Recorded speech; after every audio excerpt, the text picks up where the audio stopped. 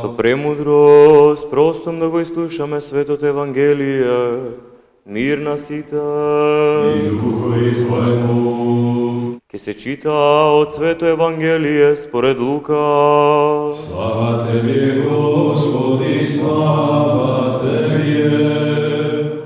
Да внимаваме. Рече Господ во парабола.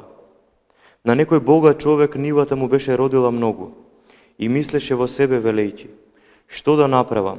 Немам во што да ги соберам плодовите своји. И рече: ова ќе направам. Ќе ги урнам амбарите своји и ќе созиздам поголеми, и таму ќе го соберам сето свое жито и сите своји добра. И ќе речем на душата своја: душо, имаш многу добра, приготвени за многу години. Јади, пи и весели се. Но Бог му рече: безумниче, ноќеска ќе ти ја побарам душата твоја. Тоа што си го подготвил, кому ќе му остане? Така бива со оној што собира добра за себе, а не се богати во Бога. Слава Тебе, Господи, слава Тебе.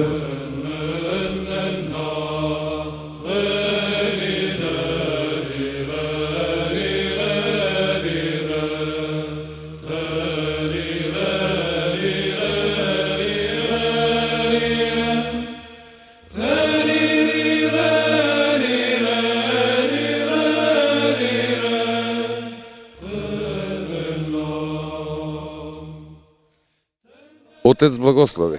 Господ. Отец, зошто во параболата собирањето на богатство е представено како нешто негативно?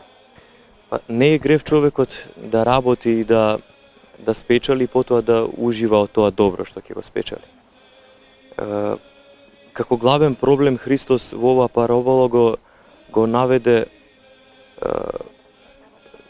ја наведе себичноста и алчноста. Затоа што слушнавме дека богатиот беше загрижен што да прави со вишокот, каде да го стави. И се зафати со работа да урива, да гради нови амбари. Значи, оваа парабола не е против заработувањето на материјални богатства, туку повеќе не освестува за тоа дека треба да видиме реални колку ни е потребно во животот и кога ќе дојде од вишокот. Значи, да знаеме што ни е основно потребно, а не преку тоа да преминуваме. И на тој начин ќе испадне како во првите векови на христијанството. Оној кој што има да даде на другиот што нема, и тогаш ќе нема одвишок, а оној па кој што нема да му фали нему. Значи, да се воспостави баланс, да се научиме милосрдноста да ни биде во срцето, а не само алчноста и себичноста. Што представува рушењето на старите амбари? Во преносна смисла амбарите се одаите на душата. И во нив најмногу место има за Бога и за ближниот. Кога во тие амбари ќе почнеме да сместуваме похоти, страсти и гревови, тогаш тие амбари стануваат претесни и пукаат, односно човекот се разградува, се руши. И денешниот човек најмногу борба води против тој вишок. Че што му е и на духовен и на материјален план. Затоа што се бори со вишокот на килограми, вишокот на масти, вишок на грижи, со загаден воздух. Значи, сите тие проблеми и таа борба против вишокот да се отстрани, настана токму од нашата невоздржаност. Да го конзумираме материјалното онолку колку што навистина ни е потребно. И кога веќе имаме алармантна состојба на материјален план, затоа што ги слушаме и сите телевизии како зборуваат за воздухот, како зборуваат за озонските дупки, тогаш мораме да бидеме свесни дека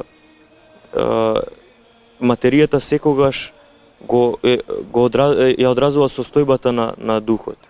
Така и телото страда кога душата е болна, а природата пак ја одразува душевната состојба на човекот и неговата свесност и неговиот однос кон Бога и кон ближните. Кога тој е нарушен, тогаш и природата алармантно манифестира слабости. Че се е поврзано едно со друго. Живееме во време кога буквално сме зависни од користење на модерните достигнувања на науката. Човекот стана едно со материјата. Дали и во денешно време Христовите зборови може да звучат толку отрезнувачки како и во времето кога се изречени? Па проблемот е во погрешна перцепција.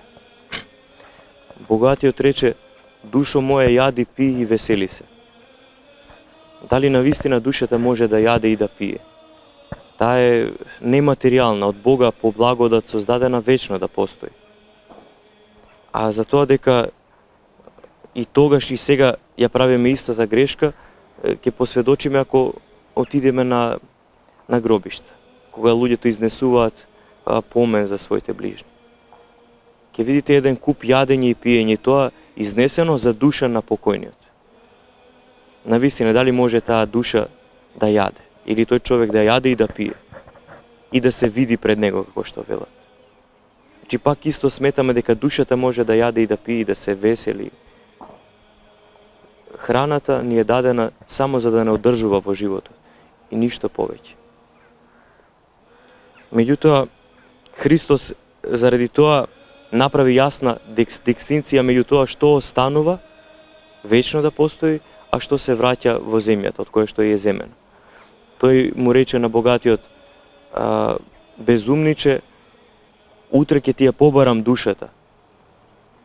Во смисла, што ќе ти остане? На кого ќе остане она што ќе остане овдека на земјата? Тебе сигурно нема да ти остане. И во таа смисла,